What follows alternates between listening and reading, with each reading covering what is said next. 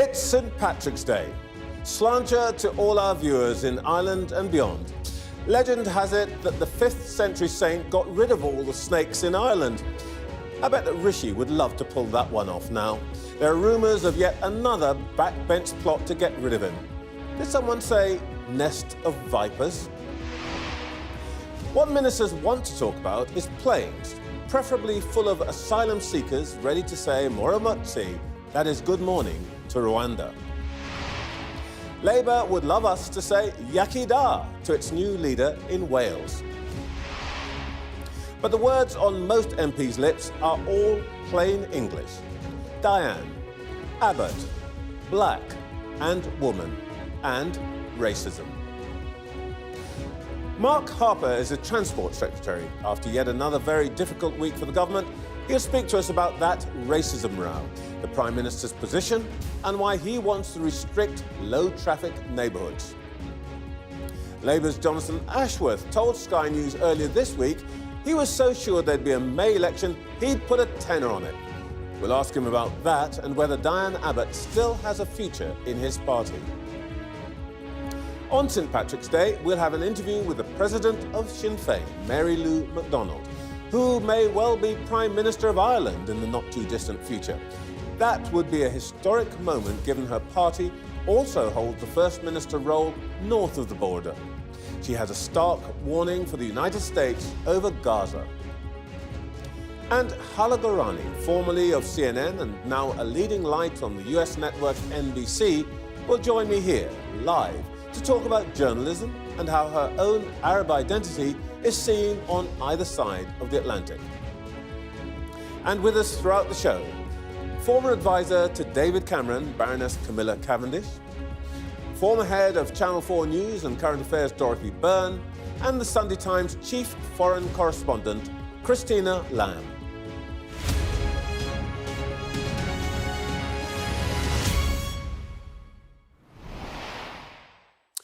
Welcome to Sunday Morning with Trevor Phillips.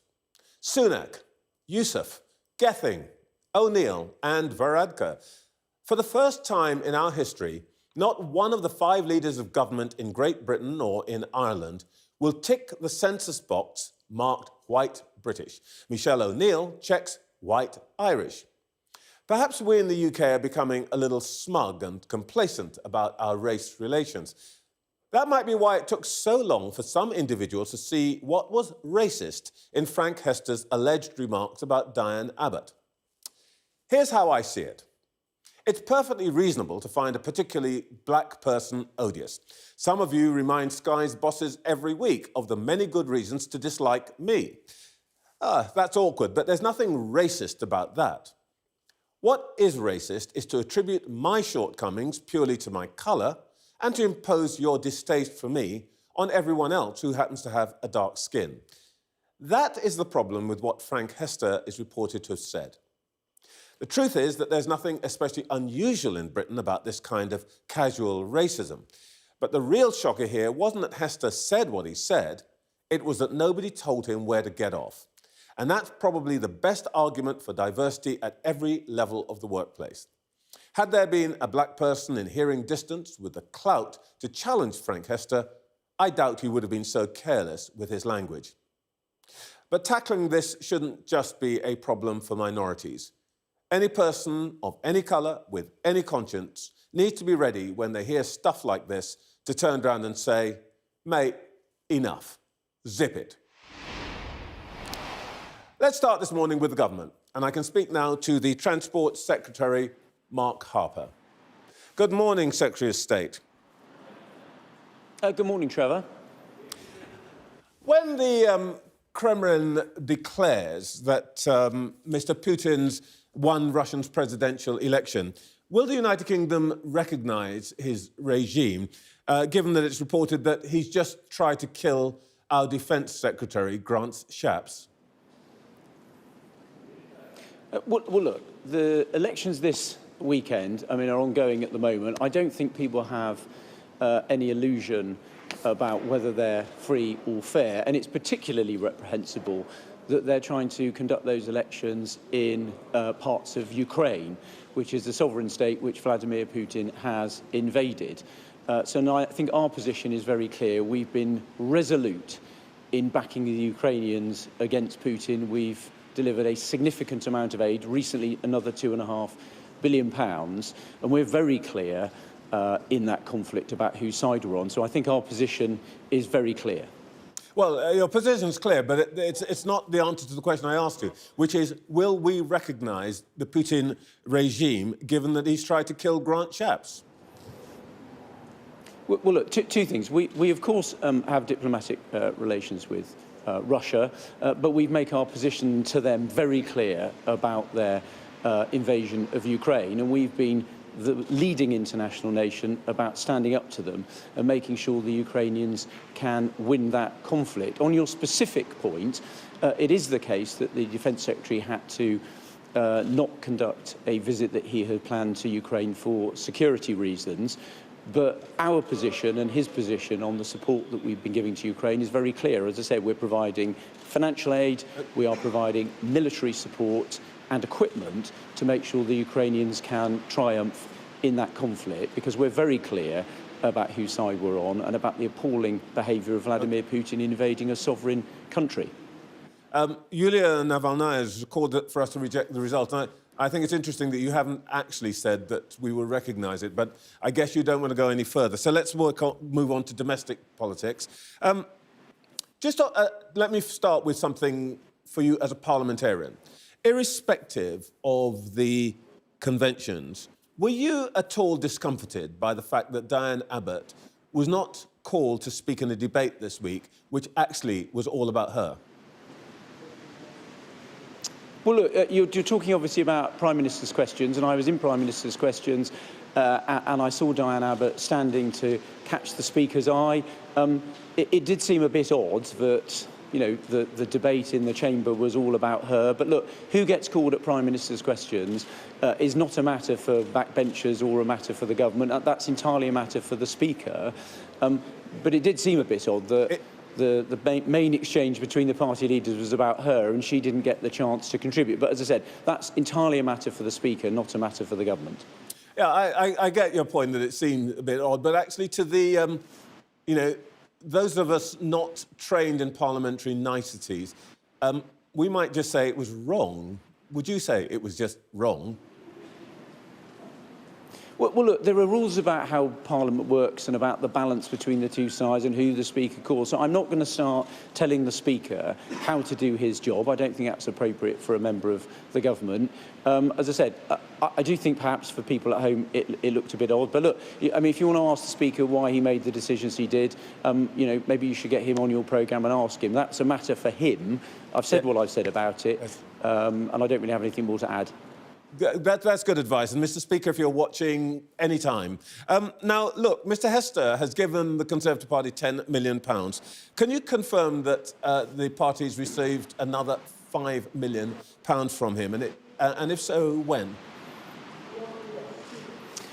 No, look, party makes its declaration. Look, I'm the Transport Secretary. I'm not involved with donations to the Conservative Party and the processes that we have in place to check those or to declare them.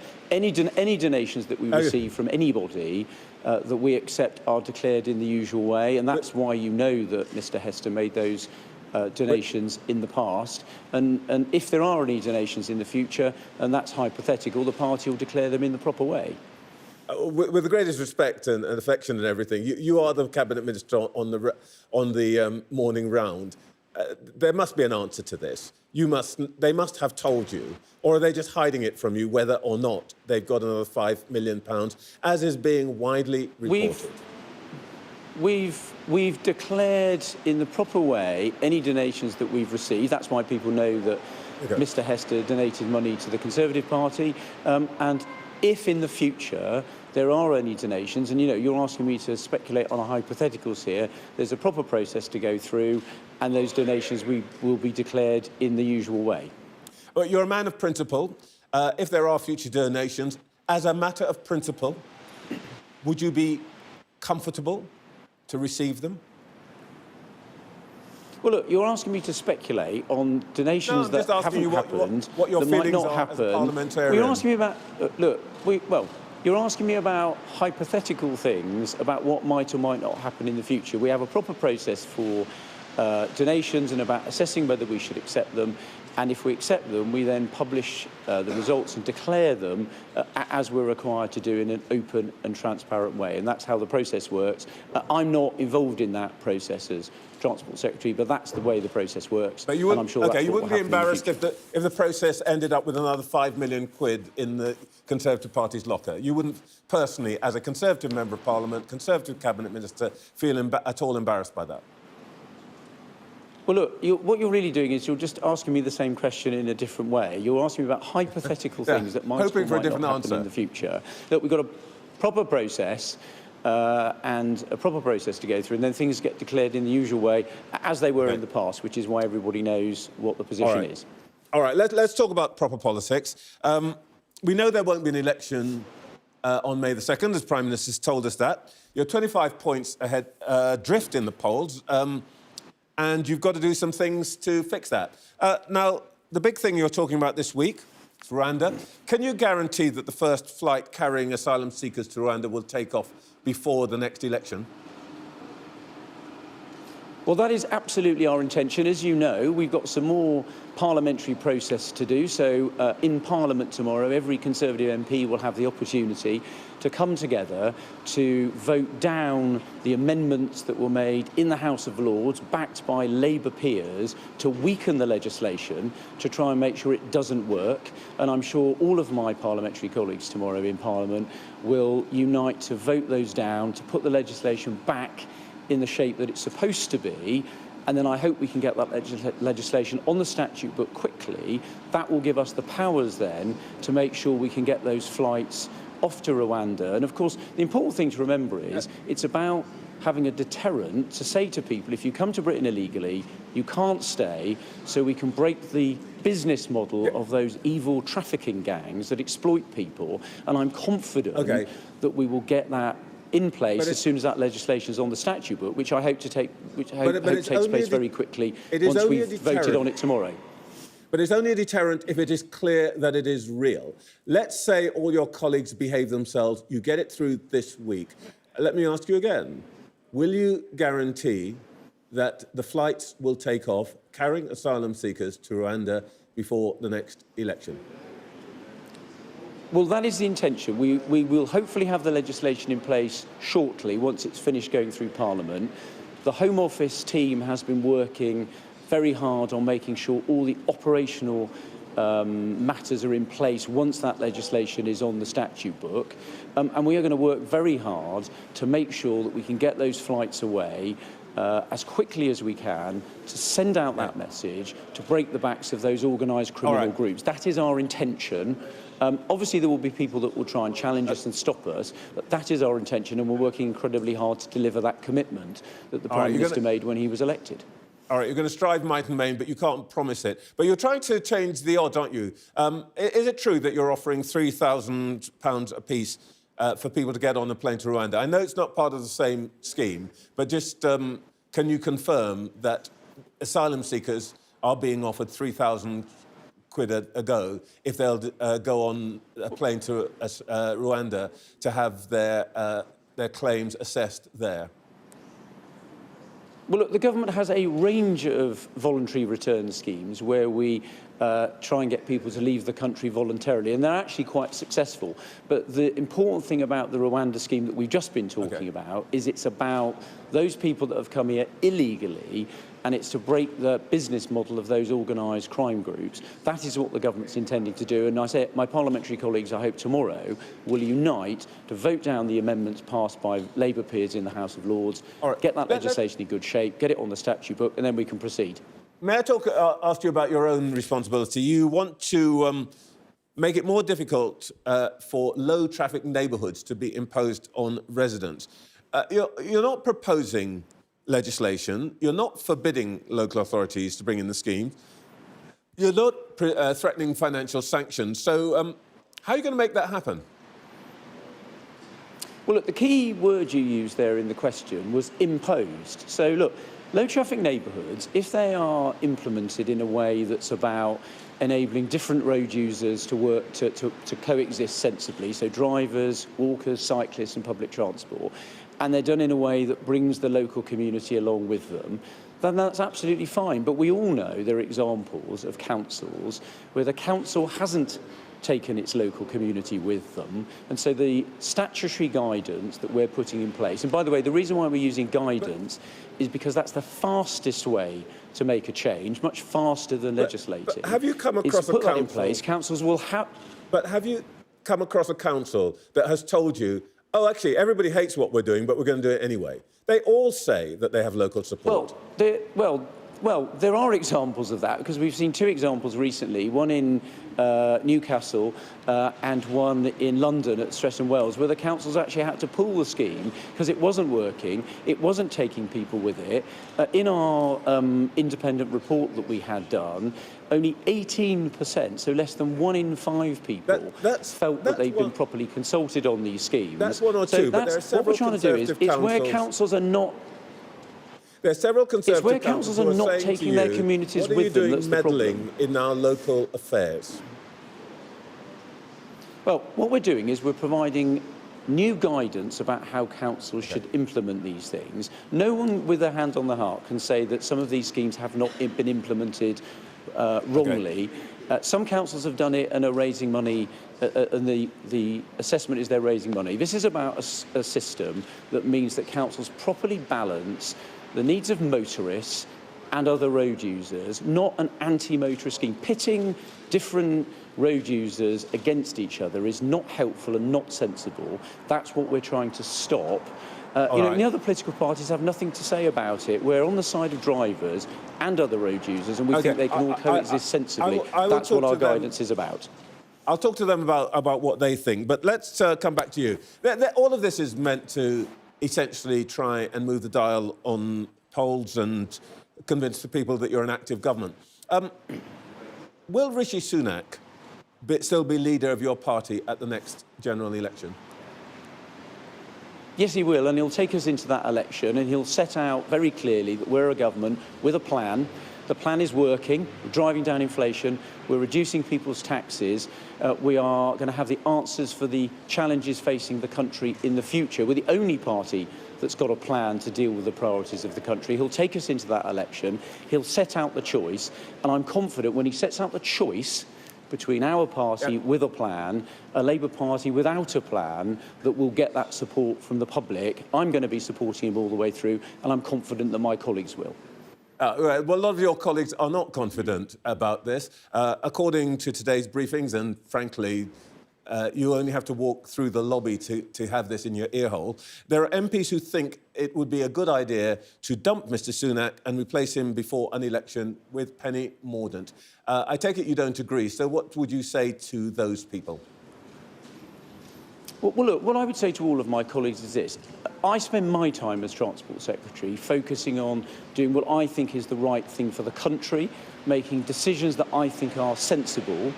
That is the approach that the Prime Minister takes as well. He focuses on making the right decisions, even if in the short term they're not necessarily popular. He had to make tough decisions when he became Prime Minister to get inflation down from 11.1% down to 4%. I'm confident those decisions will pay off. We've seen already in the last two autumn statement and budget, because we took those decisions, we were able to reduce taxes through this year. And some of your colleagues are looking at losing their jobs. Well, through this year, I think we will see, and we see from the forecast already, inflation continuing to fall, people getting pay rises ahead of inflation. And I think that backdrop will mean that when we get to the election, people will look at the positive things that we've delivered. They will look at the risks from a Labour Party that doesn't have a plan and has been clear that when it has a choice, it will put up spending and put up taxes rather than cut it, and people will make the right decision. I hear that, Mr Harper, but you gave us a 2% tax cut in autumn, another 2% tax cut last few weeks. The polls have not moved. I'm curious, I mean, history's against you here, isn't it? Mr Callaghan in 1979, Mr Major in 1997, Mr Brown in 2010 held out until the last moment in the hope that something's going to turn up. They all bottled an early election and they all got walloped. What's going to be different about you? Well, first of all, the Prime Minister made it quite clear at the beginning of the year that he expected, his working assumption was the election was going to be at the end of the year. So all this sort of froth we've had about an election being in May was always nonsense, frankly, and he made that clear at the beginning of the year. Look, we've got a plan. Things don't change overnight, but I think colleagues looking at it can see we've got a plan. Politics is a team game. People can see we've got a plan. The plan is working. We've driven down inflation. As I said, we've already talked about our plan to get the Rwanda legislation on the statute book to stop the boats. We've made considerable progress, reduction of 30% in people coming here compared to what's happening in Europe where those numbers are going up. The plan is working. I think colleagues need to have some confidence that it will deliver, and we'll set out that choice at the election, and I'm confident that we'll win. Mark Harper, thank you so much for your time this morning. Thank you, Trevor. Right, well, let's talk to our panel now. We have in studio Camilla Cavendish and former advisor to David Cameron, Dorothy Byrne, formerly of Channel 4, and Christina Lamb, who's the chief foreign correspondent at Sunday Times. I'm sorry, we have a plan here and we try to stick to it. You said that 3 times. Is it only 3? Dorothy, should Rishi go long? Should he go? Should he go long on the election date? Should he go long? Oh, I don't think it matters what he does, really, does it? They're finished. So I think most people in Britain just think he should go. The time's up. And that interview was just sad. I'm sorry. Don't bring you on here to insult my interviews. The poor bloke, you know, he just stood there and said nothing whatsoever in answer to any of your questions, and then said they had a plan. I mean, dearie me. Camilla, the plan, do you think it's got any legs? Look, I think Mark Harper just made the best he could of, you know, he said inflation's coming down, some pay rises are now beating inflation. That is actually true. You know, the problem is that they've been in power for 13 years and actually 14. So, you know, there is this sense of inevitability anyway, isn't there? As you sort of said, you know, history points to that. And there's a lack of energy and ideas. And also, I mean, there's the economic issues, which are very challenging. But there's also this overhang of Boris Johnson that, let's face it, a lot of people in this country found a lot of what Boris Johnson did and the style in which he did it just unacceptable. And I don't think those people are going to vote the Conservatives in again at this point. And so I think there's so many different issues here. The question, should he go long? Well, I mean, people always like to go long, as you just said. I mean, most prime ministers don't give up the job if they don't have to. But obviously they have some threats now coming from the right. You know, some people are arguing it would be better to go now, because the whole issue now becomes how many MPs are going to keep their seats. It actually comes down to that, and some MPs will be saying, actually, I'd rather go now because things could get worse. You know, that's the political calculation they have to make. I want to come back later on in the programme to the issue of the MPs' opinions, because quite a lot of them are walking before being pushed. But we'll come back to that. Christina, is there anything in, you know, it's easy for us to scoff, but is there anything in what Mark Harper said that makes you think that there could be a different result to the one that everybody's expecting?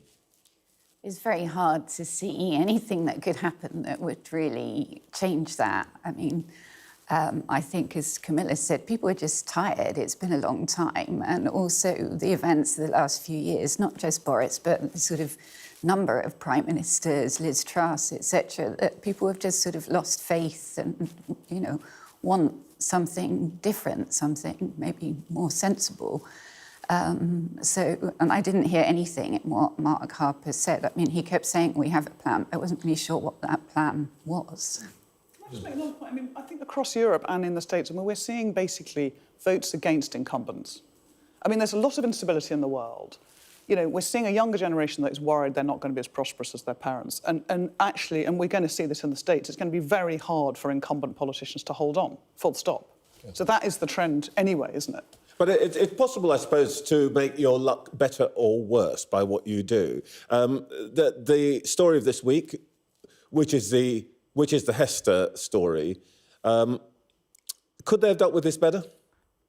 Oh, of course they could have dealt with it better. I mean, I think almost all people in Britain think that what he said was absolutely appalling, and it took them a while to come out and even admit that.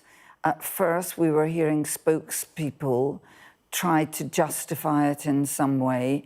And then once you've said it's racist, why are you taking his money and why are you not giving him his money back? And that's the sort of incident that we seem to be getting every few weeks now. So that would actually, for me, be an argument for going as soon as possible, because every few weeks you have another disaster like that. It was repulsive, absolutely repulsive. I don't think they could have dealt with it worse, actually, than they did. And in fact, what you said, Camilla, is probably reflected by the poll numbers. It's beginning to feel as though things are baked, which is quite annoying for us because there's no drama in our programmes. But it's beginning to feel as though the public has made up its mind. Let's just talk about whether there is anything at all that the government could do to shift its numbers. Michael Gove this week, Christine, has been talking about extremism, and I guess part of this is to try to lock onto something where there is I think there probably is some public resonance. Do you think there's any chance of that working, or is it just absolutely going to get lost in the wash of hostility to the government we've been talking about? Honestly, I think that people have generally made up their mind. I really think, I mean, it's hard to conceive of anything really that can happen between now and November that would change this. It's such a big look at the difference. So it feels like clutching at straws to bring in new rules about extremism. But there is an issue to be tackled here. Yes, yeah, but I think there are as many people concerned about people being cancelled because Michael Gove has decided that he defines them as an extremist, as there are people concerned about extremism. I mean, I'm concerned about extremism, but I'm also concerned about Michael Gove defining for me what an extremist is, something which is not tied to a law. OK, I want to come back to discuss this issue of extremism, but let's just wrap up on the Conservative Party. I don't want to spend the whole programme talking about the Conservative Party's woes. Camilla, these are the bookies' odds. Right. Because if what you're saying is right, there'll be an opposition and they'll be looking for a new leader. Here is what the bookies think is there. Right. What do you make of it? Well, it's not entirely surprising. I mean, Nigel Farage has a way of sort of shooting himself in the foot. It's a bit like George Galloway, isn't it? They sort of surge in for a moment and then they very quickly do something terrible. So I think we can rule him out. Yeah, look, I think what this sort of shows, and obviously my old boss David Cameron is in there, who absolutely would never want to do it again anyway. I think what this sort of... his odds have just plummeted. Yeah, but you know, Kemi Badenoch is clearly a pretty impressive, feisty character who a lot of the Conservative Party like. Penny Mordaunt is the one who's this week been said to be, you know, the subject of all these plots, has denied it. That doesn't usually do you any favour in politics, I have to say. I mean, even Jacob Rees-Mogg and David Davis have both come out and said, we've got to stop plotting, you know, this is not the time. You basically will probably have a few years of absolutely terrible internecine strife when, by the way, Trevor, we won't be looking at this. The media won't be looking at that at all. Yeah. They'll be looking at the new government. And out of this, I suspect, will come somebody completely different who's not on that list. OK, well, we will come back and talk a bit more about this at the end of the show. The great thing about this list is you've got 3 women as the leading That's- candidates. That's a new thing. That's a good point. We'll come back and talk about it. It is coming up to 9 o'clock. You're watching Sunday Morning with Trevor Phillips. In the last hour, the Transport Secretary told this programme that any new donations by Frank Hester would be declared in the normal way, but he wouldn't say if the party would receive the new money. Mark Harper also said he didn't want an anti-motorist agenda of low-traffic neighbourhoods imposed by councils. Well, we've got a lot to come for you this morning. Labour's Jonathan Ashworth has been busy calling the government chicken all week, but with continued questions about their own leadership, are they feeling clucky about their election chances? I didn't write that. Within a year, she could be leading the very country celebrating St Patrick's Day. Sinn Féin's President Mary Lou McDonald has been marking the day in Washington, speaking to our Sky's David Blevins.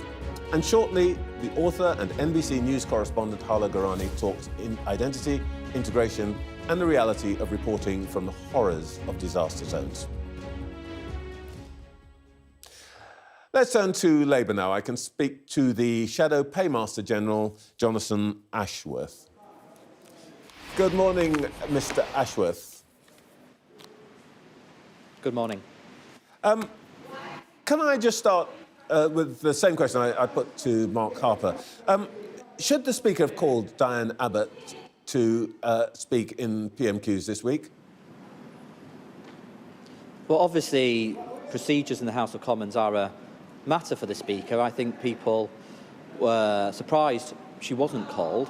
It's obviously been an absolutely horrendous week for Diane. I cannot imagine what she must have been going through and continues to go through. Imagine just waking up or reading the papers to find out that a prominent Conservative donor has not only used racist, reprehensible language about her, that he called for her to be shot. I mean, this is in the context, obviously, in recent years when two of our parliamentary colleagues have been murdered. I thought it was staggering that Rishi Sunak took, 24 hours to acknowledge the racism of these remarks, and the fact that this donor's 10 million or even 15 million potentially is bankrolling the Tory party, I think just shows you the depths to which the Tory party has plummeted to. They should hand that money back. They shouldn't be using this money to fund their election campaign, to fund their leaflets and so on. It's pretty reprehensible. I think you've made the point, and that's been discussed. I'd like to talk about the things that are in your control rather than in the Conservative Party's control. Here's a list of MPs who want the whip restored to Diane Abbott: Angela Rayner, Harriet Harman, Ellie Reeves, John McDonald, Afsana Begum, Rosina Allen Khan, Belle Ribeiro, Dawn Butler, Ian Lavery, not to mention former MP Ed Balls. Do you agree with them? Well, there is a process. The process is we know what the begins process is, but an I'm asking you, independent element. would you like to see the whip restored? Angela Rayner didn't say there's a process. She said, I want the whip restored. Well, she did actually. She did actually point out that there is a process, and she's not responsible. And then she said, I'd like to see because the whip restored at the end of that process. Do you agree with her? But it is important. It is important that there is a process in place.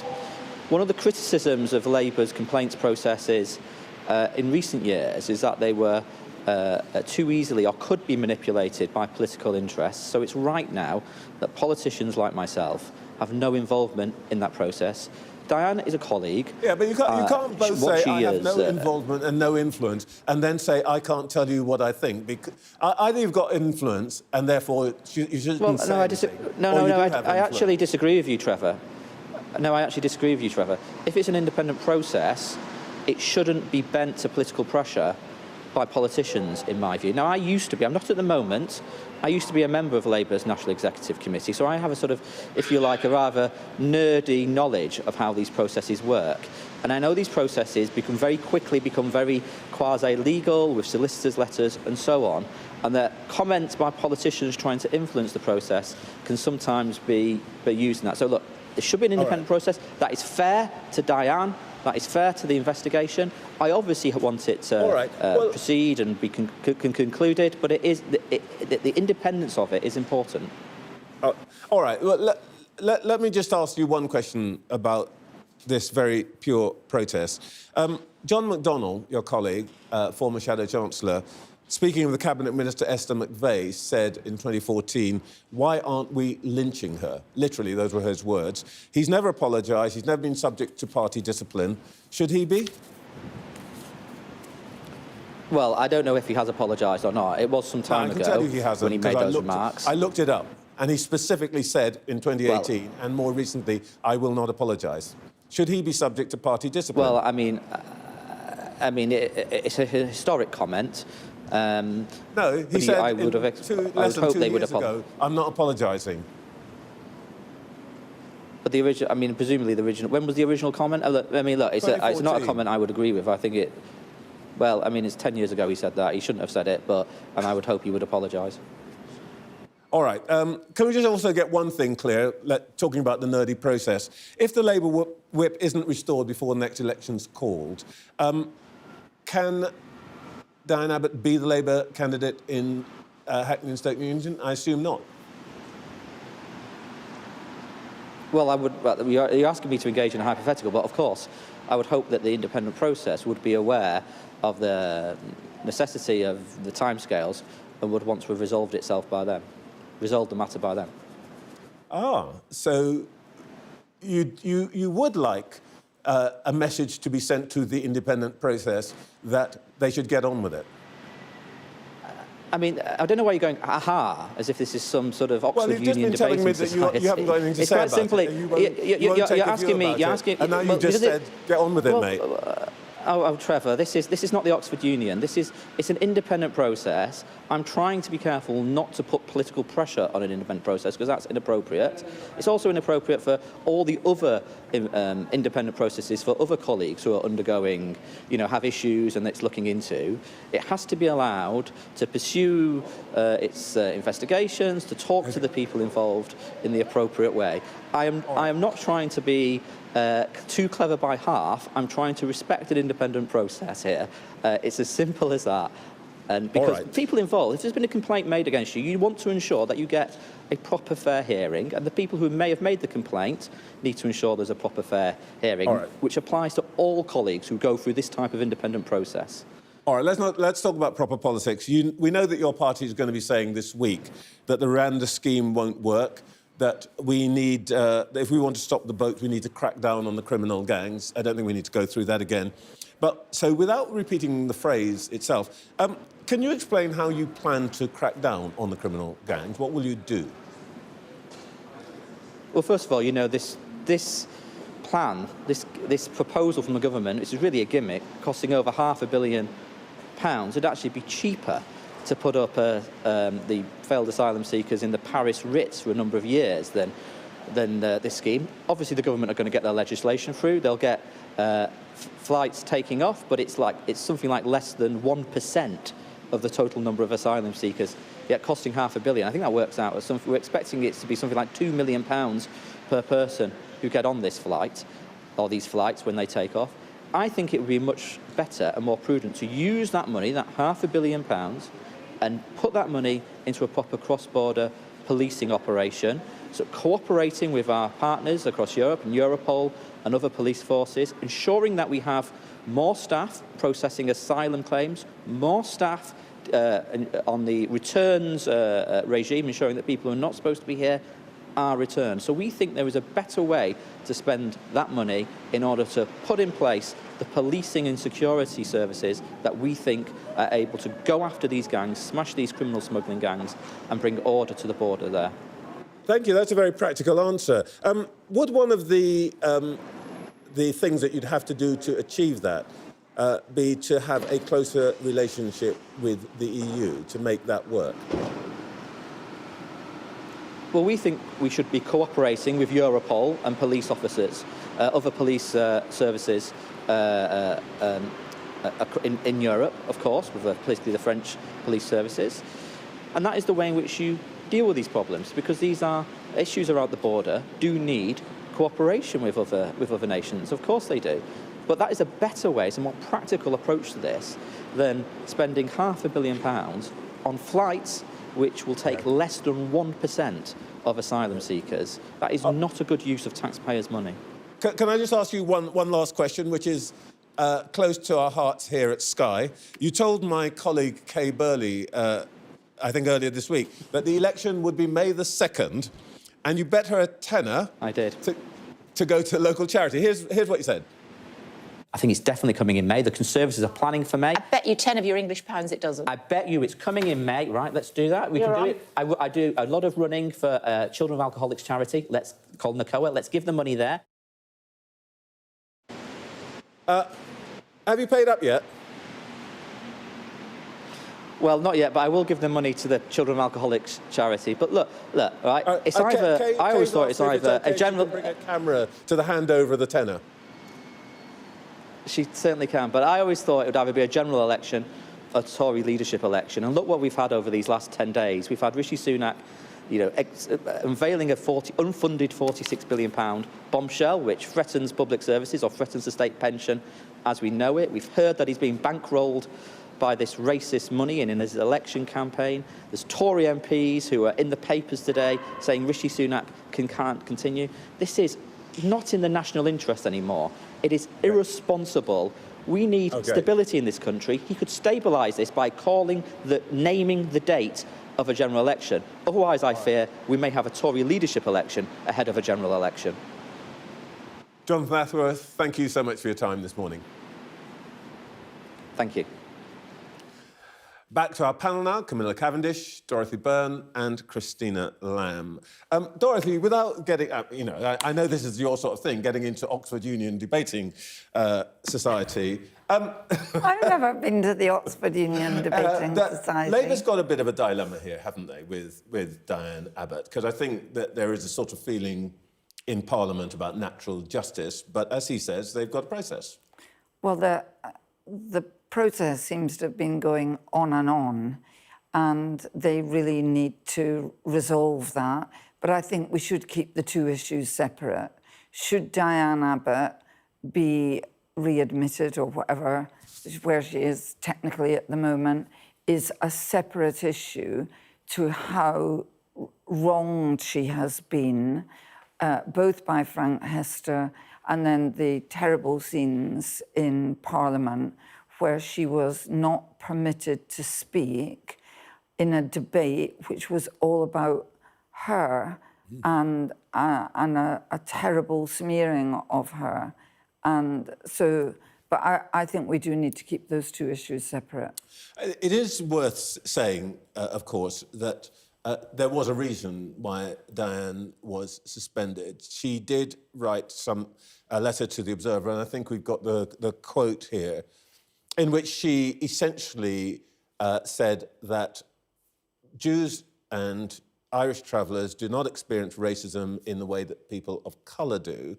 And I have to say, I'd forgotten this, but I was quite surprised when I looked back. She compared the experience of being Jewish and facing prejudice to the experience of somebody with red hair, which I think was pretty out there. It was terrible. It's pretty out there. It was terrible. Camilla, how should they handle this, just speaking as a political operative? Well, I agree with Dorothy. The two things are separate. And I think there's a certain hypocrisy, unfortunately, in trying to pretend that this letter was not written. So, I mean, it is really difficult. And I totally agree with you. I mean, what Hester said was utterly unacceptable. What Diane Abbott wrote in The Observer was also utterly unacceptable. I mean, let's be completely honest. And I'd forgotten about the thing you meant, the redhead bit. And she subsequently said, I think, I remember it was a draft, you know. I mean, it's an outrageous thing. I mean, what worries me is, I suppose, the context now is even uglier, which is we have seen seen in the last, since October 7th, anti-Semitism on our streets. We've seen it in our country. We've seen it everywhere. And it means that it is why Keir Starmer has doubled down against it in the Labour Party. And he's had a real battle to do that. It is not easy.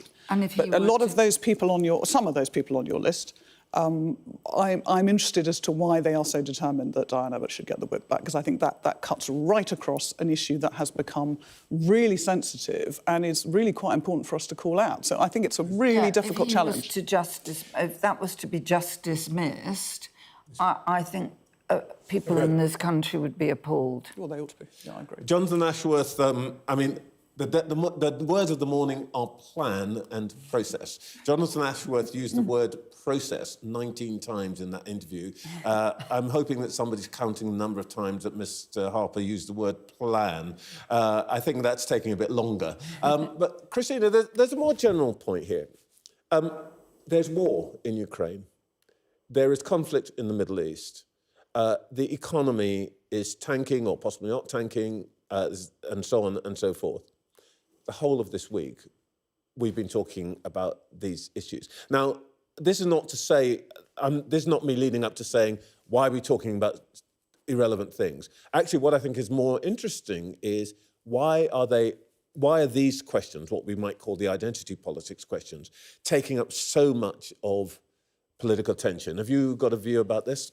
Well, first of all, it seems to me we've spent an awful lot of this week talking about a fake photograph, which, but on this issue, I mean, language is important. It is important to clarify these things. And so, as Camilla said, you know, some of what we've seen since October the 7th and the polarisation in society. So I do think these things have to be called out. People have to be careful what they say. They have to apologise if they've said something inappropriate and think about, you know, why they said that in the first place. What is it that's made them say that? And I've been very uncomfortable seeing, I think it just sort of reflects the general indecision in this government, the length that they take to actually call out something. Camilla, this perhaps brings us back to the debate, in a way, started by Michael Gove this week about extremism, which is, there's this definition, and I don't want to get into the tedious details of the word, but the idea is that things that people say in some way have consequences, in this case, in their access to government ministers and to taxpayers' money. Is that a new thing? No, I mean, and you know, you've been around this a long time, Trevor, probably longer than me. I mean, I remember when Tony Blair She so elegantly said you're old. No, I have not said that. I've just said you've been around this issue. Tony Blair struggled with the Muslim Council of Britain, if you remember, because one of the issues on the Muslim side is that, you know, in any community, governments need to have a representative to deal with. And Tony Blair dealt with the MCB, then became concerned that the MCB was actually sort of too radical. Subsequent governments then had a policy of non-engagement with the MCB, but then that left a hole because actually you've got to bring in communities, you've got to engage with them. So that was difficult. I was in government in 2015 when we struggled with exactly this issue. Could we define extremism more tightly?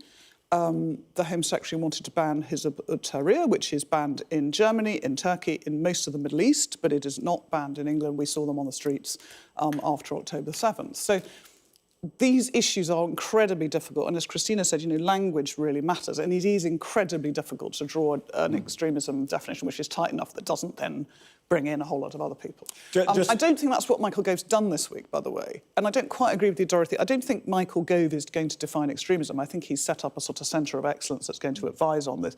I think actually what he's done, it was billed as being enormous, but in fact it's very, very limited, it seems to me, which is all he's said is we shouldn't be funding certain groups and the far right as well, you know, if they have certain ideological views. And this is the difficulty. Indeed. Separating the two things. Just to be clear on the Muslim Council of Britain, the reason that the Blair, or in fact I think Brown administration, cut ties was because the Muslim Council of Britain would not repudiate the statement of one of its own officials, which appeared to endorse in some way an attack on British naval vessels. But I think that to me, there's a bigger issue here, really. Are the words things that matter, or things is what you might do? And I wonder if actually the issue here is that some people, whether it's to do with in the environment or to do with religion or to do with some other issue, think that their cause is so sacred that any action is justified. Are we tilting at the wrong windmill, Dorothy? Well, I think there were other reasons why the government shouldn't have been dealing in the way it was dealing with the Muslim Council of Britain, and you and I made a film about it. Oh. It was not representative. It was. It just was not a representative organisation, and I have been appalled by a number of the organisations that various governments have dealt with. And let's not start not naming. Let's not name organisations who aren't there to defend themselves. I do get concerned when sweeping statements are made about extremism, because they can start capturing anybody. All right, well, we will, I'm sure, return to this when we see what the government wants. Right, let's go to St. Patrick's Day. So leaders across the island of Ireland are in Washington, and we're there too. And we're going to bring you an interview with the Sinn Féin president and front-runner to be the next Irish Prime Minister, Mary Lou McDonald. We come here as friends, as people who have had the benefit of great support from the United States for our own peace process, and we acknowledge that. But in respect of Palestine, they have got it dangerously, badly wrong.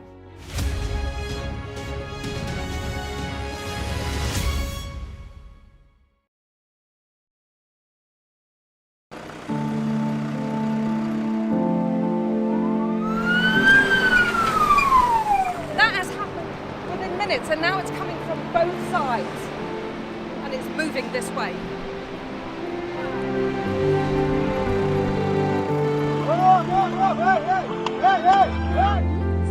Only about half a mile from the Turkish coast, and it's evident that the boat seriously overcrowded. This is one of the most severe viruses in the world. I'm Alex Crawford, and I'm Sky's special correspondent based in Istanbul.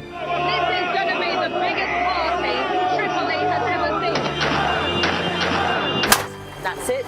It got us then. There's a lot of action going on, a lot of hits coming in still. We aim to be the best and the most trusted place in news. Clearly not had very much to eat at all. A lot of them extremely thin and very frail. Look at her arms. I can put my entire hand round. This is the cocktail of drugs which the doctors at this hospital have been giving their coronavirus patients. Made for people who want clarity in an uncertain world. Mother Nature can be vicious, absolutely savage. The world's largest falls now down to a trickle in places. I can't imagine how much plastic is lying at the bottom of this huge lake. Whoa! Close and personal with Rhino. This is what makes the job so fantastic.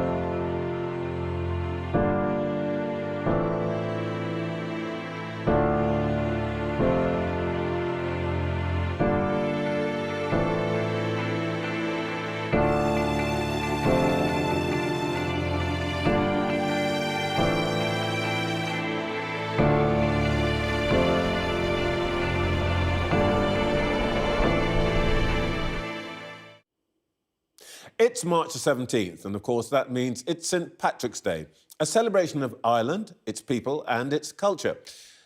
The Irish influence that spreads around the world is particularly felt strongly in the United States, where leaders from the island of Ireland are gathering for the traditional White House reception. Sinn Féin President Mary Lou McDonald is there, and if the polls are to be believed, she may well be the next leader of the Republic, which would be a historic moment, given that her colleague, Michelle O'Neill, is the First Minister in Northern Ireland. Our very own David Blevins is in Washington and spoke to Mary Lou McDonald for this programme. Mary Lou McDonald, what has been your message to Capitol Hill and to the White House this week, that we want your money, but we don't want your politics on the Middle East? Well, I think our message has been extremely positive when it comes to Ireland. We have the executive up and running. We have the leadership of Michelle O'Neill, First Minister for all, and Emma Little-Pengally. And I think people here have been watching very carefully, not just the events as they've unfolded since the executive went live, but the tone and the tempo and the mood. So it's good news in that respect. That's one part of the work here.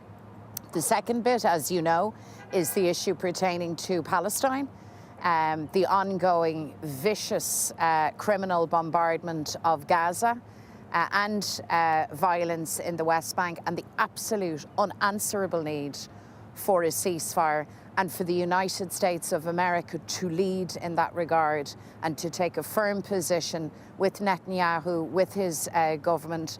The world watches in absolute horror, and we're at a tipping point, and big decisions now need to be made, not least in this country. And we've had very frank conversations with individual members on the Hill, with the administration itself, and our message has been very clear. We come here as friends, as people who have had the benefit of great support from the United States for our own peace process, and we acknowledge that. But in respect of Palestine, they have got it dangerously, badly wrong, and the ceasefire now, that has to be the absolute priority for everybody concerned. But what do you say to people back home who feel that's a bit of a cop-out, that words are not enough when it comes to what's going on in the Middle East, that Sinn Féin should be boycotting the White House this St. Patrick's Day? Well, of course, words aren't enough. I'm not talking about words. I'm talking about concrete action. We need a ceasefire. We need to end the slaughter of women and children in Gaza. 30,000 deaths now. I will talk to anybody, David, anywhere, in a bid to stop that. That's my responsibility and my duty. So the question isn't why did you come? The question has to be, how could you possibly stay away? In a way, we have a unique position as Irish political leaders, in that we have a very strong relationship with the United States, very strong, unparalleled access in a week like this.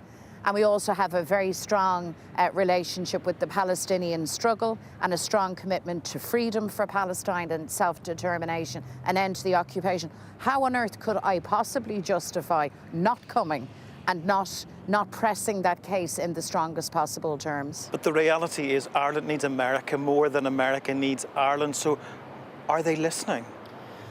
Well, look, we all in the end need each other. We live in a global community, and make no mistake, the opinion here, out on the ground, all across the United States, is firmly in favour of ceasefire. That's all of the data that's been gathered reflects that.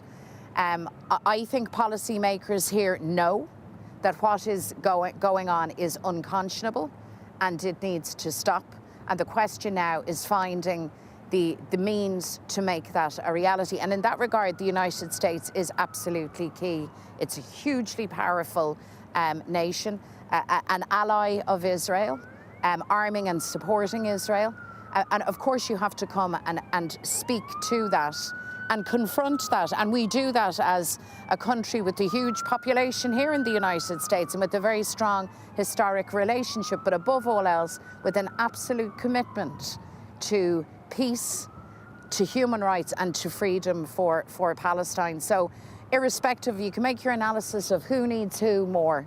I leave that to others. I know what my job is, and I know what my responsibility and Michelle's are, and we fully intend to acquit those You've had a very busy week here in Washington, in New York, but it is some respite from what's going on back home. You've dropped a little in the polls. You were on the wrong side of the referendum result last weekend. You backed the wrong horse, so to speak. What's going on? Is Sinn Féin losing touch with the electorate? Well, look, anyone who comes here for a week like this seeking respite will be bitterly disappointed. I can assure you this is a lot of work, a lot of activity, and very important work.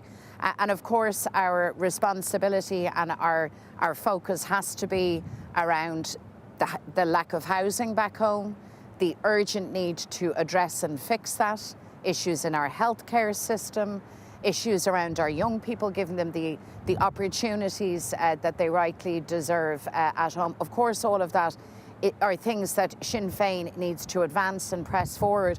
We're the largest and leading party, according to polling now, for many, many years. That's where we are now. We look forward to election campaigns, in particularly a general election, and giving people the option of change, positive, progressive change. We're still nailed on for that. And irrespective of referendums, and the people, by the way, their decision is sovereign and final. The question was put, the question has been answered. But in the context of a general election, it's still very much game on, and I still passionately believe in the kind of change that we're advocating, and I believe that we can rally people very strongly to the notion of giving a new government a chance and an opportunity to get things right. Our concerns about immigration in Ireland, the elephant in the room. Is Ireland now experiencing the kind of polarisation we've seen here in the United States and indeed in the United Kingdom? The immigration issue is one that is widely discussed. Yes, it's a political issue for sure. My own assessment of things is that the vast bulk of people want to know that somebody is in charge and managing this situation correctly. And I don't think the public have been satisfied that that is the case. And what I support is a system that is fair, a system that is efficient, and a system that is enforced. Irish people, for the most part, are reasonable and respectful, but they don't like disorganisation and uncertainty in this space. And can I also say, for people who come to the country seeking status, seeking shelter, it does them no favours either that you have a system that's not properly resourced, that's slow, and that frankly at times is very chaotic.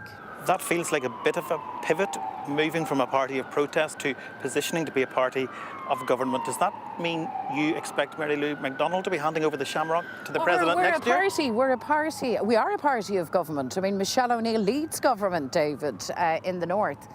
We're a party of change. We're a party that wants, by our best effort, to get the best result for everybody. And I'm very genuine and sincere in saying that. I make no assumptions about myself. I have no sense of entitlement to anything. All I can tell you is that we will work very, very hard, very sincerely. And when the general election comes, I will present our platform, I will present our team, and I will ask in humility to be given the chance to be in government and to lead government. Mary Lou McDonald, thank you and happy St. Patrick's Day. Happy St. Patrick's, my pleasure. After the break, I'll be joined by author and journalist Hala Gorani on identity, belonging, and what it means to be an Arab in the United States and the United Kingdom.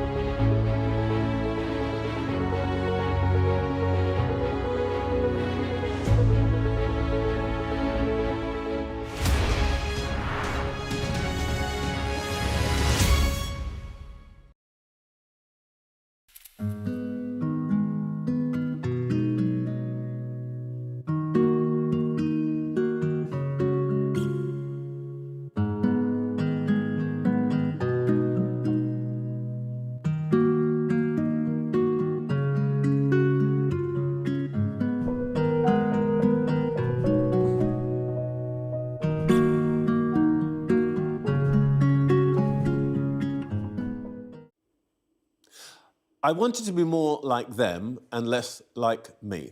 I wanted my identity not to be a topic of conversation over dinner. The words of journalist Hala Gorani, who made her name reporting live from the world's most brutal environments. But it's her own sense of self that now takes centre stage in a new book. Born to a Syrian family in America and raised in France, Hala calls herself a confusing cocktail of ethnic and national identities. It's a confusion she's always grappled with, be it at school or in war zones, as she recounts in her memoir. Hala joins me now. Morning. Morning. You've reported from virtually every Middle Eastern country, and it's now one of the, well, it is one of the most important theatres of conflict. How complete do you think is the picture that we're getting from there now? Well, certainly in Gaza, it's incomplete. There is no way for us to report inside of Gaza right now because the Israeli authorities and the Egyptian authorities in the south are blocking journalists from entering and have done so since October 7th. In fact, I was a signatory to a letter that was authored by Alex Crawford, Sky News correspondent, imploring authorities to allow us in. This is not a war that has been covered by journalists similar to any other conflict before, because we're not there.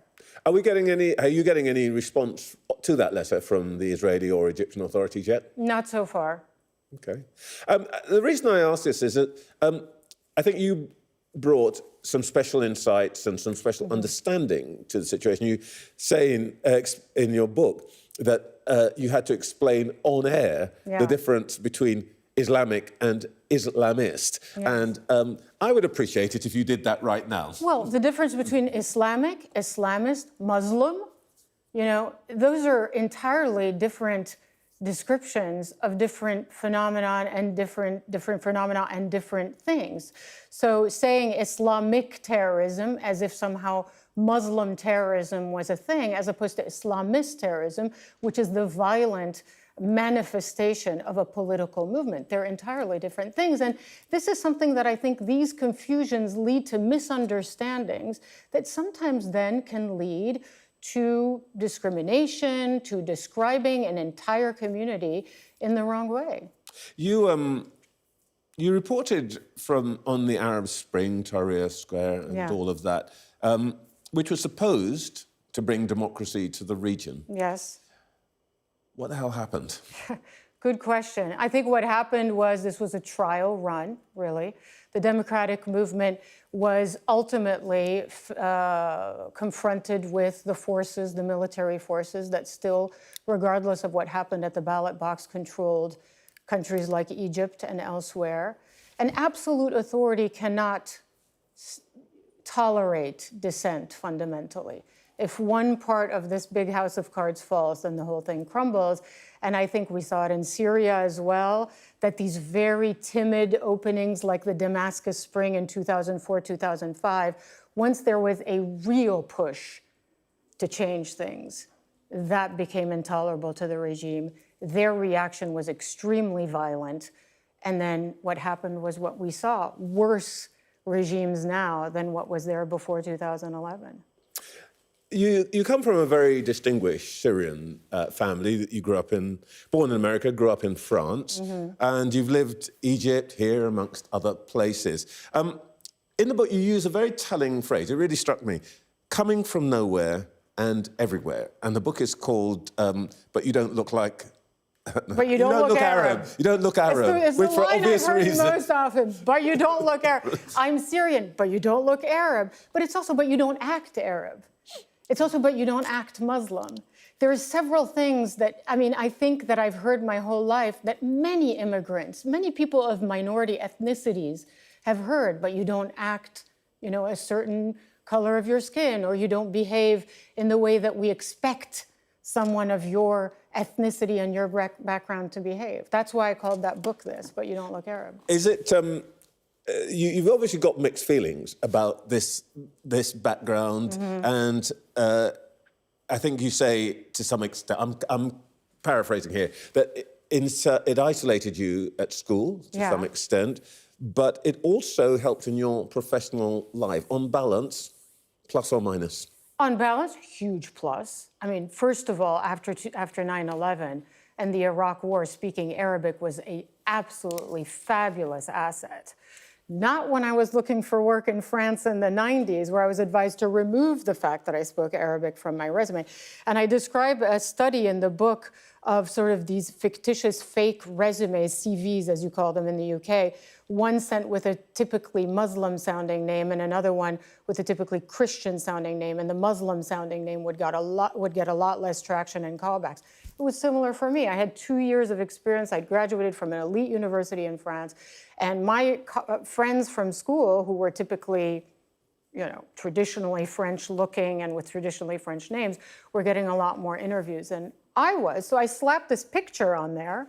Well, that's a kind of eyebrow-raising thing that you describe. You put the picture in, and suddenly I'm getting a lot of phone calls. So I think that have things changed? Yes, they have.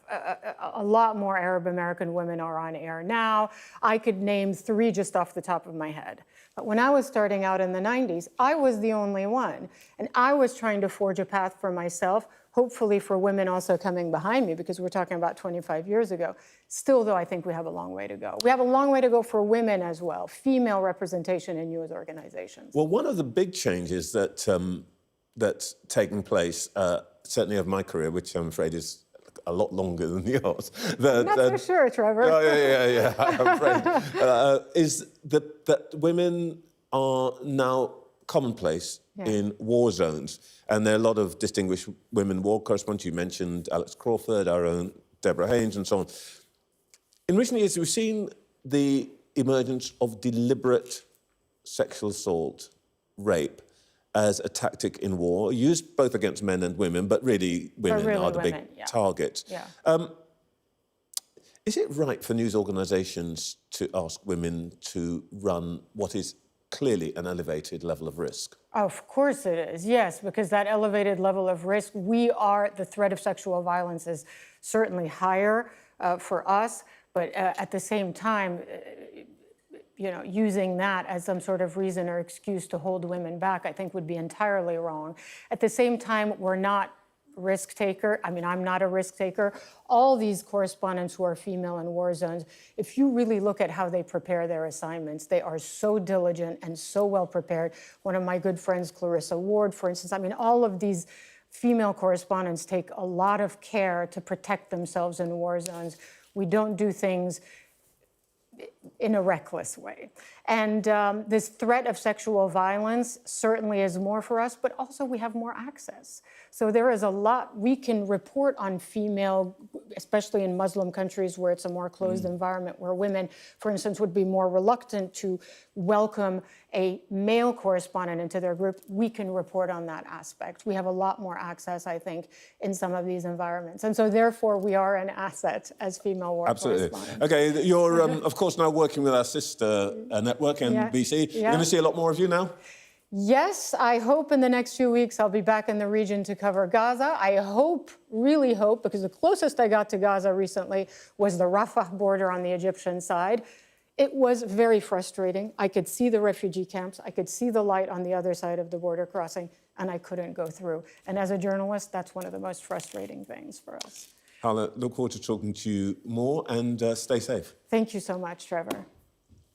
In just a moment, we'll hear once again from our panel.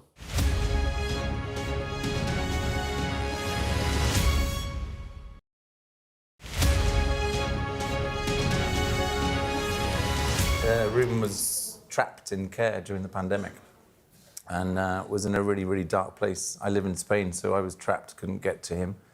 And when he was at his worst, he sent me this text message, "Brother, do you love me?" Well, we call it the bro-nap, don't we, Rubes? I bro-napped him from care and got into a little bit of trouble with social services. Took him out for the weekend and never took him back.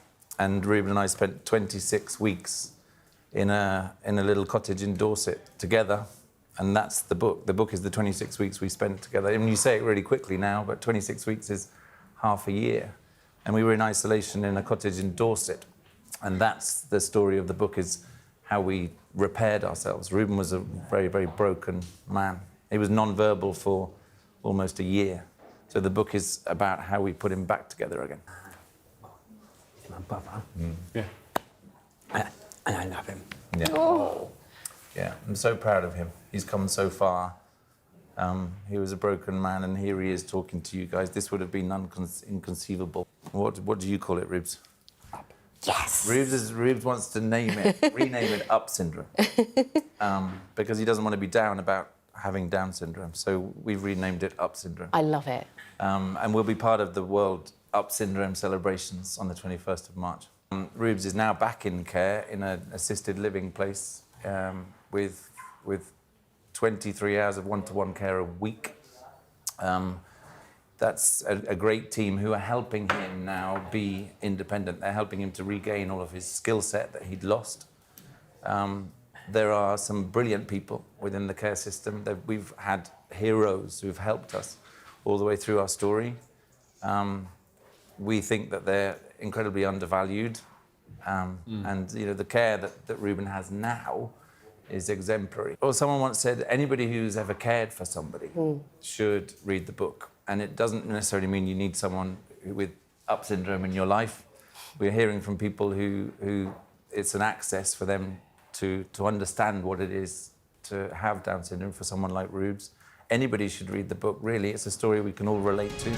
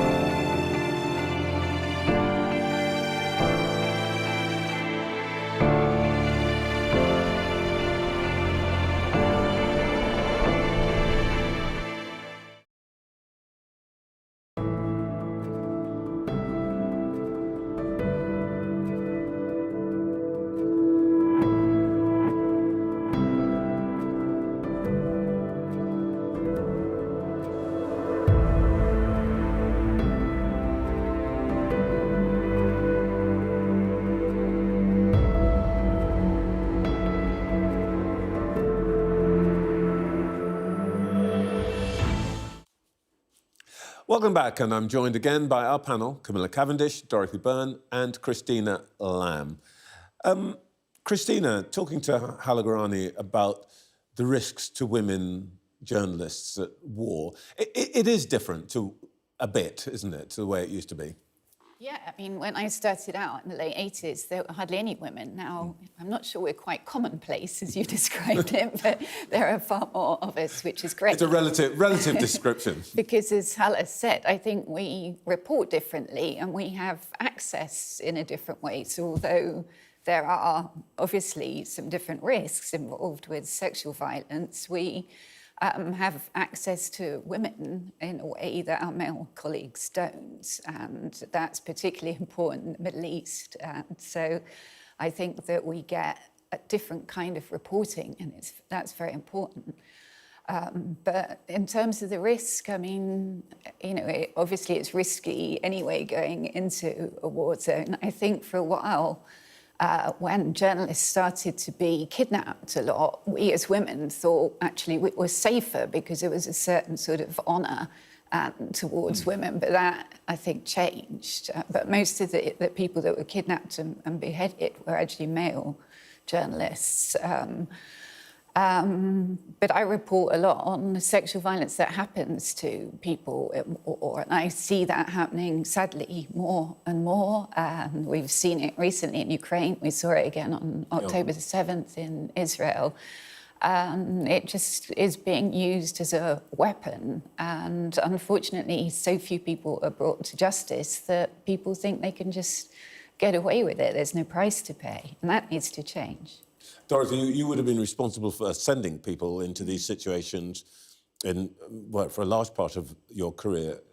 Is that I mean, we don't want to... I don't want to make this sound like, oh, gosh, we shouldn't send, poor darlings into tough places. Because nobody's going to argue... nobody's going to quarrel with Christina. But it is an issue, isn't it? I think the world has become far more dangerous for journalists to report. At the beginning of my career, there was this feeling that in many regions, the combatants would not harm journalists. That's gone. Journalists are attacked, journalists are kidnapped, journalists are killed.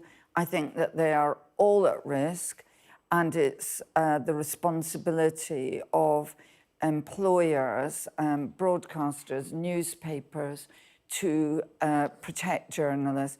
They didn't used to be journalists to be protected. I was sent to Somalia with no proper protection. I think, so for me, the difference in being a woman journalist, that's not the issue. It's that all the journalists are at risk. Between, to be fair, between TV and newspapers. So mostly I'm on my own, whereas I imagine Hala is travelling with a camera crew, with security, so it's quite different, I think.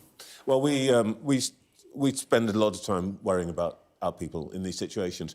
In far less dangerous circumstances, though, looking at the numbers of members of Parliament who have decided they don't want to have another go, you might think that for them Westminster's almost as dangerous as Kiev.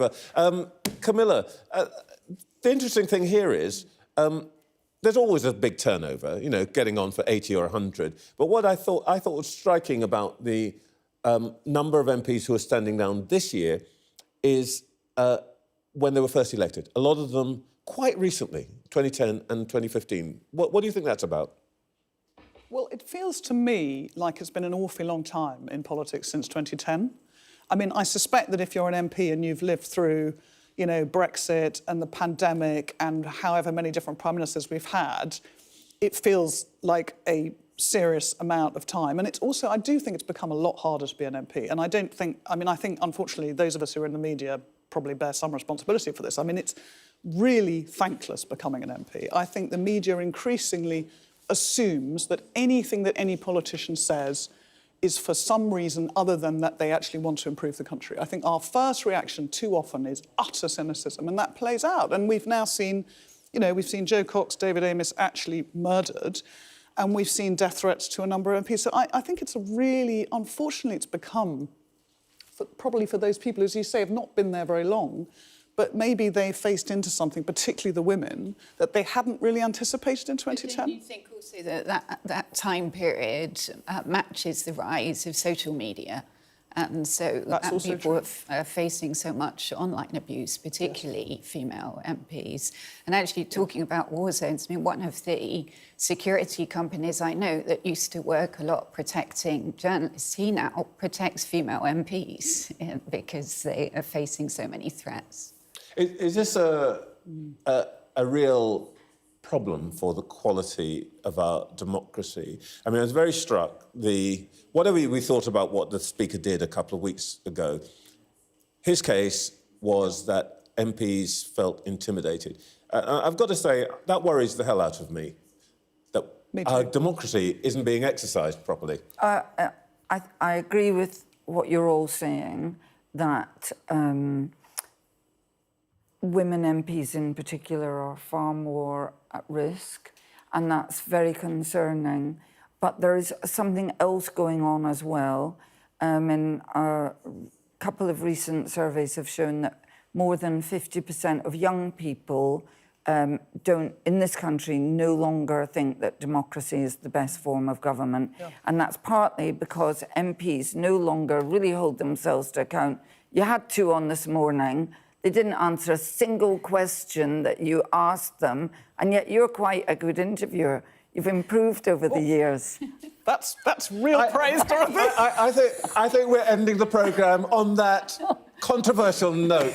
I would say, by the way, we had 12 plans from Mark Harper and 19 processes from Mr. Ashworth. That is it for this week's show. Thank you all for a fantastic show. I'll be back next Sunday. It's been my pleasure to be with you. Join us again, 08:30 next Sunday.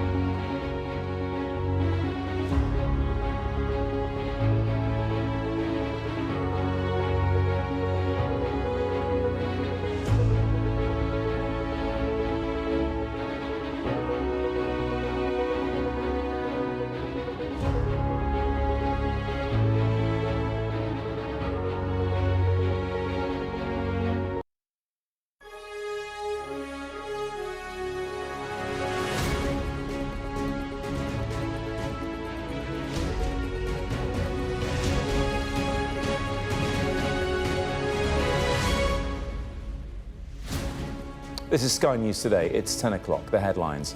Critics of Vladimir Putin urge supporters to disrupt the final day of voting in Russia's election. He's expected to secure another 6 years as president.